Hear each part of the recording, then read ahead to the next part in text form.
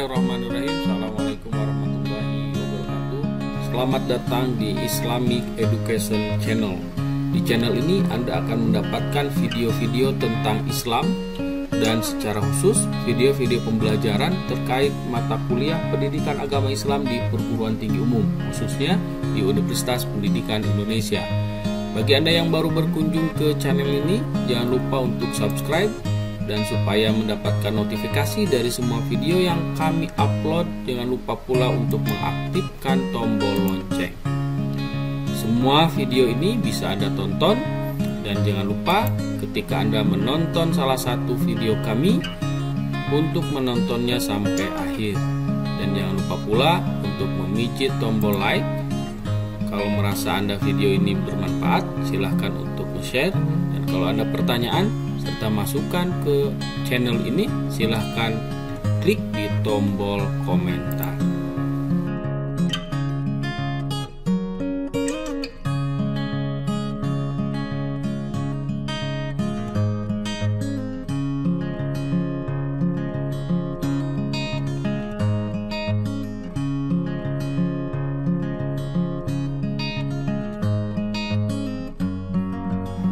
Terima kasih. Assalamualaikum warahmatullahi wabarakatuh.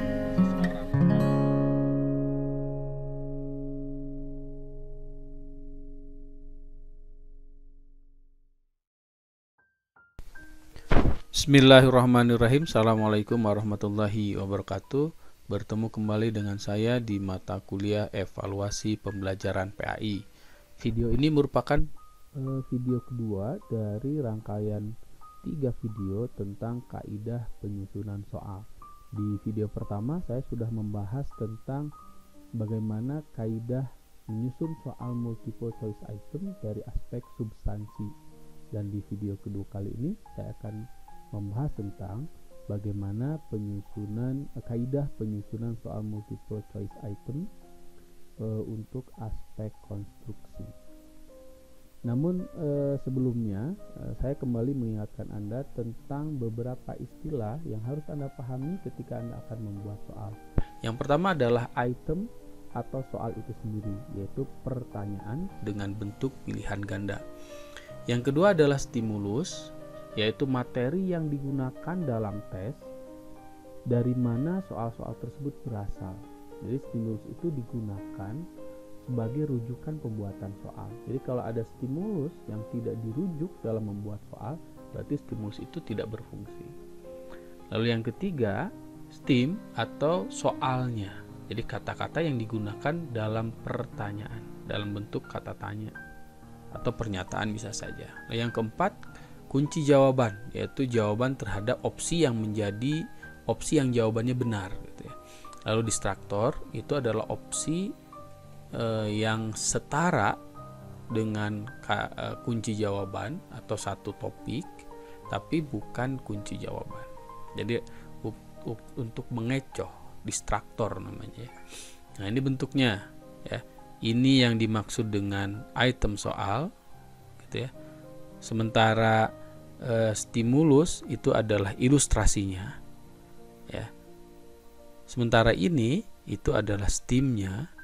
Ya, sementara A sampai E itu adalah opsinya. Yang opsi benar itu adalah kata kunci, dan opsi yang salah itu adalah distraktor. Oke, sekarang kita masuk ke kaidah penulisan soal yang kedua, yaitu dari aspek konstruksi. Nah, kaidah terkait konstruksi soal itu ada beberapa hal. Yang pertama itu terkait konstruksi terkait stim atau pokok soal. Nah, pokok soal itu sebaiknya yang pertama dirumuskan secara jelas dan tegas. Artinya tidak menimbulkan pengertian atau penafsiran yang berbeda dan hanya mengandung satu persoalan untuk setiap nomor. Jadi jangan buat soal yang minta jawaban lebih dari satu. Ya, walaupun maksudnya dalam topik yang berbeda gitu ya. Lalu yang kedua, harus merupakan pernyataan yang diperlukan saja. Jadi stim itu atau pokok soal harus merupakan pernyataan yang diperlukan saja. Jadi jangan membuang-buang bahasa di sini ya, hanya untuk supaya soalnya terlihat banyak. Lalu yang ketiga, tidak memberi petunjuk ke arah jawaban yang benar. Jadi jangan sampai STEAM itu menunjukkan jawaban atau mengindikasikan jawaban yang benar. Lalu yang keempat, hindari menggunakan kalimat negatif dalam pokok soal. Kalaupun terpaksa, kata negatif seperti kecuali itu dicetak miring atau tebal. Ya, lalu yang kelima, jangan mengandung pernyataan yang bersifat negatif ganda. Jadi udah pakai kata bukan, lalu pakai kecuali. Nah, sekarang kita bahas satu persatu contohnya ya. Pertama tadi ya, STEAM-nya harus dirumuskan dengan jelas. Misalkan ini contoh pernyataan yang tidak jelas. Secara umum, dalam pelaksanaannya, ibadah umroh tidak jauh berbeda dengan ibadah haji. Biasanya yang membedakan di antara keduanya adalah dalam pelaksanaan A. Wukuf, B. Tawaf, C. Tahallul, D. Sa'i. Nah, yang belum yang membuat tidak jelas di sini adalah STEAM-nya ya. Ini kata-katanya kurang jelas sehingga tidak atau bisa disimpelkan sebetulnya ya, sehingga lebih jelas seperti ini. Nah, secara umum dalam pelaksanaannya jadi tidak berbelit-belit. Ibadah umroh tidak jauh berbeda dengan ibadah haji. Hanya saja saat melakukan ibadah umroh tidak ada kegiatan. Nah, itu lebih jelas. Jadi perbedaannya itu dalam hal tertentu. Itu yang pertama. Lalu yang kedua, STEAM-nya harus berisi pernyataan yang diperlukan saja. Contoh, ini soal dengan pernyataan yang tidak perlu. Lihat yang diberi tanda merah ya. Mungkin dia senang bercerita gitu ya. Sholat bagi seorang muslim adalah tiang agama. Hal itu dikarenakan sholat merupakan salah satu amalan yang dihisab pertama kali. Salah satu sholat sunat yang sangat dianjurkan oleh Rasulullah adalah sholat gerhana. Salah satu perbedaan sholat ini dengan sholat lain pada umumnya adalah dalam jumlah gerakan. Artinya yang tanda merah ini kalaupun dibuang tidak akan mempengaruhi maksud dari pertanyaan soal. Kecuali kalau itu mempengaruhi ya. Kalau mempengaruhi ya jangan. Nah, tapi karena ini tidak mempengaruhi, dibuang pun maknanya tidak akan salah. Oke, jadi cukup seperti ini dibuat. Nah, itu yang kedua ya. Jadi STEAM itu harus berisi pernyataan yang diperlukan. Lalu selanjutnya, STEAM tidak memberi petunjuk kepada jawaban. Ya, jadi konstruk STEAM itu tidak memberi petunjuk kepada jawaban. Contoh, ini memberikan petunjuk kepada jawaban ya. Perhatikan ilustrasi berikut ini. Sebagai seorang CEO perusahaan internasional, Farshad sering mengadakan kunjungan kerja ke luar negeri. Saat ini beliau sedang dalam perjalanan ke negeri Sakura, tepatnya kota Tokyo. Saat mendarat di Tokyo, waktu menunjukkan telah masuk sholat zuhur. Setibanya di hotel, Farshad menjamak sholat zuhur dengan asar. Itu ilustrasinya ya, atau di soal itu disebutnya stimulus. Nah, apa yang dilakukan oleh Farshad? Ini STEAM-nya. Ya, jadi STEAM ini STEAM-nya ya. Sudah sesuai dengan salah satu rukhsah dalam perjalanan, yaitu terkait sholat. Nah, ini ya termasuk stimulus di dalamnya. Termasuk stimulus itu karena di sini ada kata-kata menjawab, jadi siswa menjamak, siswa bisa langsung menjawab sholat jamak gitu. Jadi harusnya menjamak di sini diganti dengan misalkan menggabungkan gitu. Jadi STEAM ataupun stimulus itu tidak mengarahkan siswa kepada jawaban tertentu. Oke. Lalu di dalam STEAM juga hindari penggunaan kalimat negatif, terutama yang tadi ya, negatif ganda. Nah, contohnya ini. Berikut ini merupakan sahabat-sahabat Rasulullah SAW yang mendapatkan gelar as-sabiqunal awalun kecuali. Nah, kalau bisa dihindari pertanyaan seperti ini bagus. Kalaupun tidak bisa dihindari, sekali lagi kata kecualinya nih itu dicetak miring ya atau ditebalkan. Nah, seperti ini. Oke, bisa dipahami ya. Lalu selanjutnya, tidak menggunakan kalimat negatif ganda. Nah, jadi kalau negatif ganda itu baiknya dihindari. Misalkan ini contoh soalnya.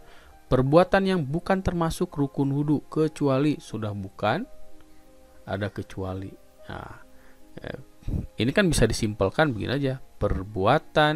Nah, ini yang termasuk rukun wudhu adalah, jadi tidak perlu bukan, ada kecuali, atau salah satu saja. Oke, begitu.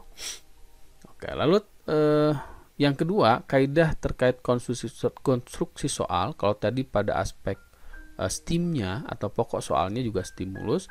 Nah, sekarang pada aspek optionnya atau pilihan jawaban. Sebaiknya opsi yang Anda buat itu, yang pertama, panjangnya relatif sama. Jadi jangan yang satu lebih panjang daripada yang lain. Bahkan beberapa pembuat soal memiliki kecenderungan membuat kunci jawaban itu lebih panjang atau lebih pendek daripada opsi yang menjadi distraktor. Lalu yang kedua, tidak mengandung pernyataan semua jawaban di atas salah atau semua pilihan jawaban di atas benar. Jadi hindari itu ya. Lalu yang ketiga, opsi jawaban berbentuk angka. Opsi jawaban yang berbentuk angka itu disusun berdasarkan urutan besar kecilnya nilai angka tersebut. Dan pilihan jawaban berbentuk angka yang menunjukkan waktu itu harus disusun secara kronologis. Misalkan tanggal, jam, ya, dan seterusnya. Nah, kita lihat contoh-contohnya ya. Panjang opsi jawaban harus relatif sama. Ini opsi tidak sama nih. Najis merupakan kotoran yang wajib dibersihkan oleh setiap muslim di mana kala terkena olehnya. Di mana kala ya. Ini bahasanya kurang ini ya.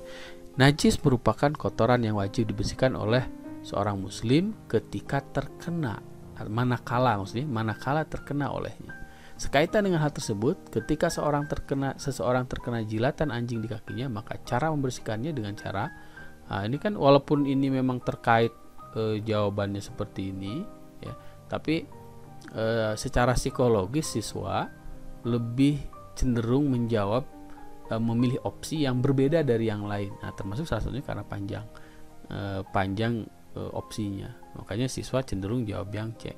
Makanya baiknya yang dijadikan pertanyaannya seperti ini supaya opsinya bisa sama. Jadi yang dijadikan opsinya itu adalah contoh najisnya. Nah, ini contohnya. Oke. Lalu yang lain masih terkait konstruksi opsi. Itu tidak mengandung pernyataan semua jawaban di atas salah atau semua pilihan jawaban di atas benar. Contohnya ini, lihat opsinya di poin D itu ada semua benar. Nah, jangan sampai ada seperti itu. Jadi bagusnya diganti dengan lain yang lebih homogen. Ya, opsi lain yang lebih homogen. Oke, selanjutnya masih terkait opsi. Ketika berbentuk angka harus disusun berdasarkan urutan besar kecilnya dari nilai angka tersebut. Ya. Dan pilihan jawaban berbentuk angka yang menunjukkan waktu harus disusun secara kronologis. Ya, contoh, opsi soal tidak disusun bersurutan. Nah, lihat. Ya, untuk opsinya 2/3, setengah, 1/4, 1/8. Jadi susun opsi dari yang terkecil sampai yang terbesar berurutan. Nah, jadi baiknya seperti ini dibuatnya. Nah, gitu ya. Itu terkait opsi gitu. Nah, sekarang yang terakhir, kaidah terkait konstruksi soal itu terkait hal lain, misalkan gambar. Nah, gambar grafik, tabel, diagram atau sejenisnya yang terdapat pada soal itu harus jelas dan berfungsi. Jadi bukan hanya sebagai hiasan saja. Lalu yang kedua, butir materi soal jangan bergantung pada jawaban soal sebelumnya. Oke, contohnya kita lihat gambar grafik tabel yang harus berfungsi. Ini contohnya. Perhatikan gambar di bawah ini. Ini ada gambar. Lalu pertanyaannya, sebagai sang holik, Tuhan selalu memperhatikan ciptaannya. Gambar di atas menggambarkan salah satu sifat Allah yaitu, tapi ini tidak jelas gambarnya apa. Padahal maksudnya kunci jawabannya itu adalah untuk jawaban itu Ar-Razzaq. Ar-Razzaq. Nah, makanya pilih gambar yang lebih berkaitan. Misalkan ini gambarnya.